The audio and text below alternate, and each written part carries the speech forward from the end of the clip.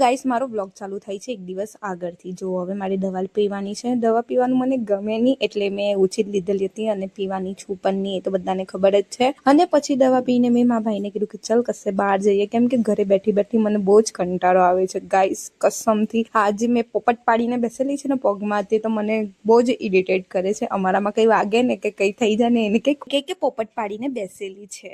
અને પછી અમે લોકો આવ્યા અડાજણ, કેમ કે મારે ખાવી હતી ફ્રેન્ચ ફ્રાઈડ ચીઝ વાળી। અને પછી જો અહીંયા અમે અડાજણના બ્રિજ પરથી ગયા હતા અને અહીંયા એટલો મસ્ત પવન હતો કે પૂછો જ નહીં। એ ગાઈસ પહેલે તો અમને લોકેશન ખબર નહીં હતી, તો અમે પાલ આરટીઓ પાસે આવ્યા। અહીંયા એક તો અમને લોકેશન મળી ત્યારે ખબર પડી કે અહીંયા કોઈ સીએમ કે પીએમ આવ્યું હતું એટલે બંધ હતું। પછી અમે અન્નાની ત્યાં આવી ગયા સૂપ પીવા ચિકન ગાઈસ। પછી ત્યાંથી નીકળીને અમે લોકો આવ્યા વેસુ રોડ પર, કેમ કે મારા ભાઈને આટો મારવો હતો, પણ જે પણ કહો અહીંયાનું વ્યૂ બહુ મસ્ત હતું।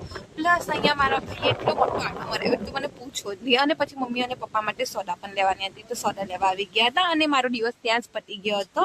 અને ગાઈસ બીજે દિવસે મેં ઓફિસ પર નહીં ગઈ હતી, પણ જોવો મેં 1:45 વાગે ઉઠી છું અને ભાઈ આખો દિવસ મેં મારા ભાઈની ચપ્પલ પહેરેલી છે, કેમ કે હું તો લંગડી તો થઈ જ ગઈ છું। તો કેમ છો મારા સુરતના ક્યુટીઝ?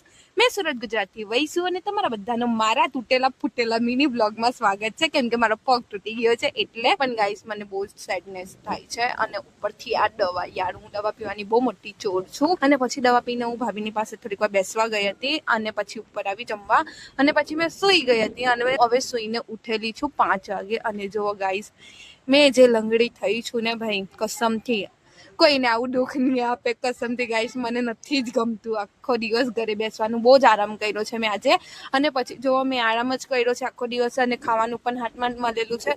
તો અત્યારે મને છે ને 98 ને ખાખડો મળ્યો છે, એટલે પડોથા અમારામાં ખાખરા કે ગુજરાતીમાં એ તો બધાને ખબર જ હશે। ને ગાઈસ તમને લાગે છે કે આટલામાં મારી ભૂખ મિટાઈ હશે?